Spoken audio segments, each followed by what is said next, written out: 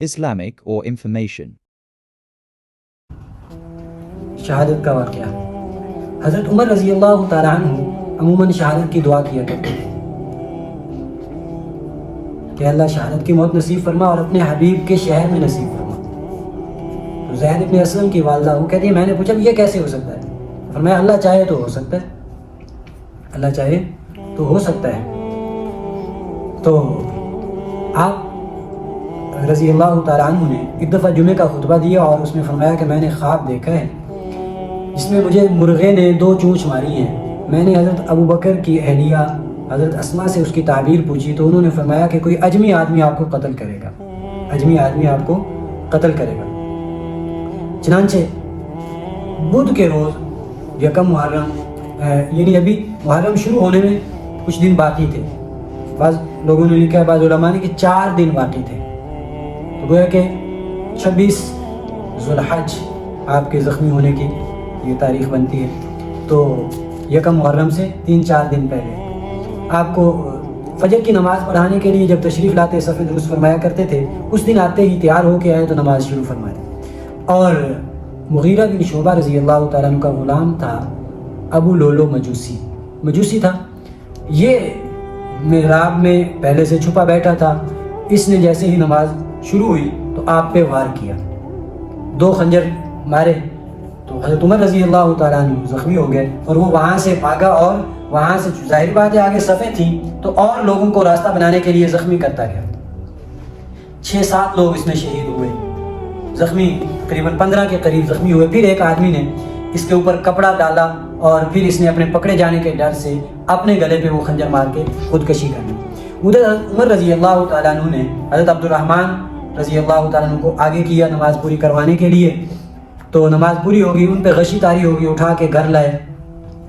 تو جب ہوش آیا، سورج کچھ نکلا تو ہوش آیا تو پوچھا کہ نماز پوری ہوگی؟ کہا جی ہاں جی نماز مکمل ہوگی۔ فرمایا کہ مجھے وضو کرواؤ، جس نے نماز نہیں پڑھی اس کا اسلام میں کوئی حصہ نہیں۔ پھر وضو کر کے بڑی مشکل سے نماز پوری کی۔ اور حضرت عبداللہ بن عباس کہتے ہیں کہ مجھے انہوں نے بھیجا کہ پتہ کر کے آؤ مجھے کس نے قتل کیا۔ پتہ کر کے آئے تو بتلایا کہ اسی طرح ابو لولو مجوسی نے آپ پہ قتل کیا ہے۔ فرمایا الحمدللہ کسی کلمہ گو نے مجھ پر جو ہے وہ حملہ نہیں کیا اور مجھ پر وار نہیں کیا۔ پھر حضرت عبداللہ بن عمر رضی اللہ تعالیٰ عنہ گود میں سر ہے، نبیذ تمر پیش کیا گیا، وہ پیا، وہ زخم کے راستے سے باہر، کسی نے کہا یہ خون ہے، کسی نے کہا نہیں نبیذ ہے۔ پھر دودھ پلایا گیا، وہ بھی زخم کے راستے سے باہر، تو طبیب نے کہا جی وصیت فرما دیں، یعنی یہ اشارہ تھا کہ بچنے کی امید نہیں ہے، کہ کوئی چیز اندر رک نہیں گئی۔ تو کافی ساری وصیتیں فرمائیں۔ بیٹے سے کہا کہ بیٹا میرا قرضہ دیکھو کتنا ہے، دیکھا تو وہ 86,000 درہم بنا۔ تو فرمایا کہ پہلے اپنے خاندان سے پتہ کرنا، تو اگر نہ ہو سکے پھر قریش سے پتہ کرنا، یعنی ان سے خدمت لے لینا، اس کے علاوہ کسی سے نہ کہنا۔ تو اس کے بعد مختلف اور بھی وصیتیں کی۔ پھر حضرت عبداللہ بن عمر کو بھیجا کہ جاؤ حضرت عائشہ رضی اللہ تعالیٰ عنہ کے پاس کہ مجھے اپنے ساتھیوں کے ساتھ دفن ہونے کی اجازت دے دیں، یعنی روضہ رسول میں، اور امیر المومنین نہ کہنا بلکہ کہنا کہ عمر نے بھیجا ہے، اب میں امیر المومنین نہیں رہا۔ وہ گئے، حضرت عائشہ رضی اللہ تعالیٰ عنہ سے سلام کہا ان کا اور اجازت چاہی۔ فرمایا کہ میں نے وہ جگہ اپنے لیے رکھی تھی لیکن میں حضرت عمر کو اپنے اوپر ترجیح دیتی، ان کو اجازت ہے۔ آگے جب خبر دی، پوچھا ہاں کیا؟ فرمایا جی جو آپ کی چاہت تھی وہی۔ فرمایا اجازت دے دی۔ فرمایا کہ میری جب انتقال ہو جائے تو میرے مرنے کے بعد ایک دفعہ پھر پوچھ لینا، یہ نہ ہو کہ میرے لحاظ کرتے ہوئے انہوں نے کہہ دیا ہو، تو پھر دوبارہ پوچھ لینا، جب اجازت دے دیں پھر مجھے وہاں دفن کرنا۔ خیر اپنے انتقال سے پہلے خلافت کے لیے 6 آدمیوں کے نام پیش کیے، حضرت علی، حضرت عثمان، حضرت سعد، عبد الرحمن بن عوف، حضرت زبیر اور عبداللہ بن طلحہ، 6 آدمیوں کے نام پیش کیے اور فرمایا کہ سعد کو خلافت مل جائے تو ٹھیک ہے، نہ ملے تو ان سے جو بھی خلیفہ بنے وہ ان سے مدد لے لے اس کے معاملے میں۔ میں نے کسی بد دیانتی اور بد نیتی کی وجہ سے ان کو معزول نہیں کیا تھا۔ حضرت عمر رضی اللہ تعالیٰ عنہ نے ایک دفعہ ان کو گورنر بنایا تھا، پھر معزول کر دیا تھا، اور ساتھ ہی یہ فرمایا کہ عبداللہ بن عمر میرے بیٹے کا خلافت کے ساتھ کوئی تعلق نہیں ہے، البتہ میں یہ تاکید کرتا ہوں جو بھی خلیفہ بنے باقی سارے مسلمان اس کی اطاعت کریں۔ تو اس کے بعد بیٹے سے فرمایا کہ میرا سر نیچے رکھ دو زمین پر.